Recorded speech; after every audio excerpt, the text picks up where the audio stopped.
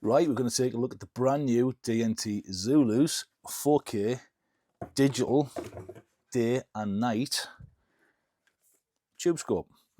So, lens cloth included with the packaging. You do have an instruction manual with all your different menu functions and setting up the scope itself.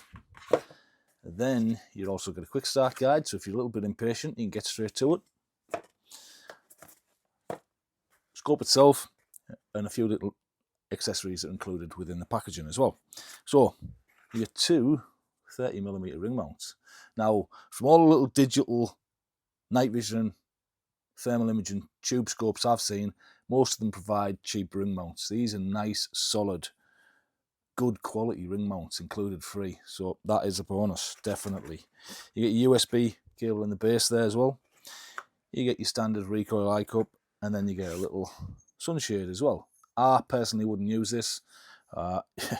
You know, daytime during the summer, fair enough if you're going to get a lot of glare. I still don't use them anyway, but to fit this, what you do, you get the lens cover, push here where the hinge is, firmly just push and it'll pop off the cover.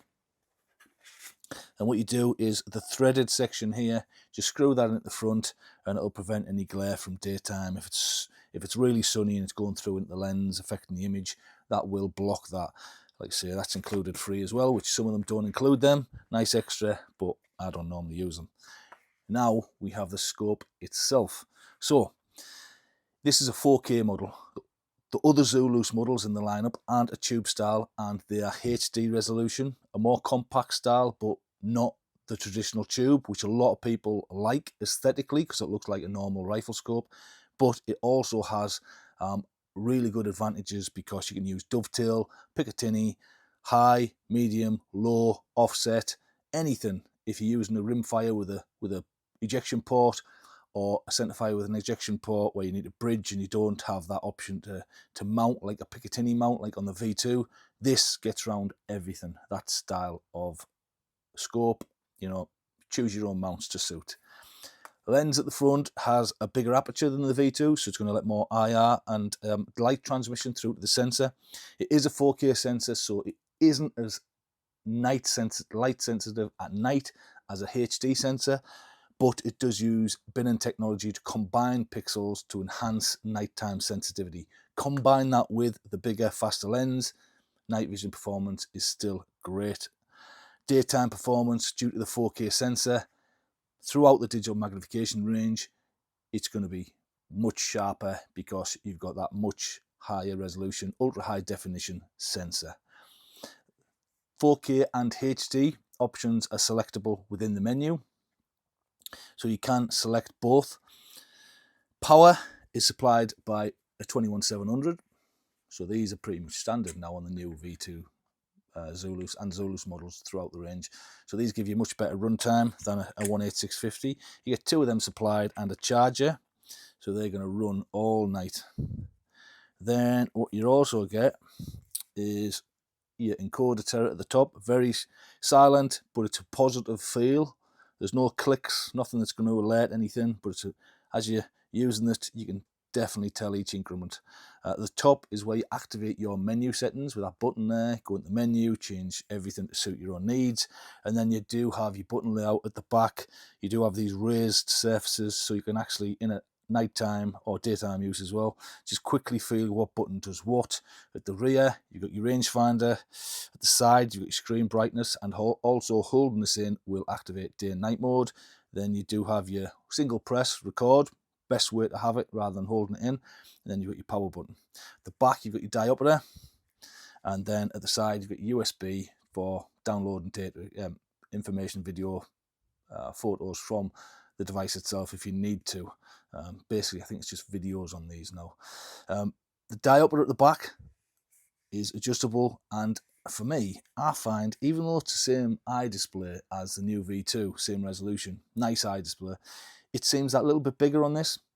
It must be the way the glass and the lens assembly at the rear's put together, but good eye relief on it, and it's nice and big view through it. So I prefer the view through this, compared to everything in the range. This looks a nicer size for my own needs. So yeah, that is the 4K, Zulus 4K. Some people prefer this, like I said. It does give you a lot of different options. Weight-wise, it's not a heavy scope. I mean, it probably tells you in the quick start guide or the spec. Let's have a quick look, see if it's got anything here in the back for specifications. Where are we at? Weight-wise, does it tell us? 65mm eye reliefs on there. Yeah, 690, I'm going blind here. 690 gram net weight.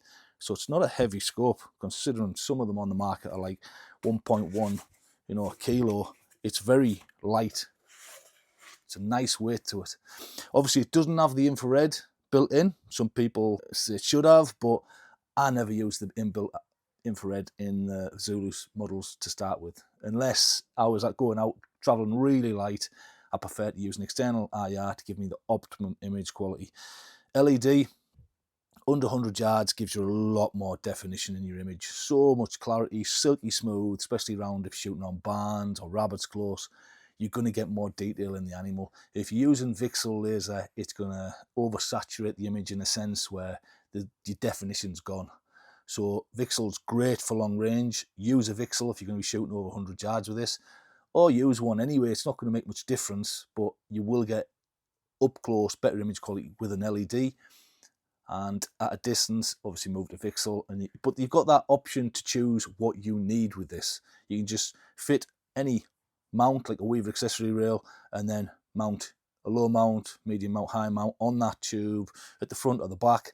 Personally, I mount them at the back because that prevents any IR bouncing off the front of your tube on your barrel and bouncing back into the front of your lens, causing glare. So I like it right back. Majority of people put them on the front. I don't know why, but I prefer at the back. Button's easy to access. You can still access your turret, and it prevents any IR glare off the barrel back into the lens. Yeah, so that is the 4K. Like you say, lens has been changed, sensors now 4K, overall design's changed, and I'm sure there's slight changes in the software. It's changed the color selection options in your picture-in-picture, your reticles, etc. Slight changes, but it is a nice scope. And to be brutally honest, I thought it wasn't going to be as good as what it is, but I'm surprised by it, and I do like it. It's a really nice scope. I'm going to get some footage online, so if you look, get this set up and we'll get some rabbit shot with it and see what you think. Nighttime, obviously, this time of year, not so much daytime because we have short light duration and there's not much out during winter during the day. Bulk is at night, so we'll get some night footage and see what you think. Zulus 4K, and our first batch sold out. Hopefully we get some more in soon, this week, they're due. So yeah, get your orders in online, Blackwood Outdoors, and take a look. Any advice or questions that you might need, give us a shout. Thanks for watching.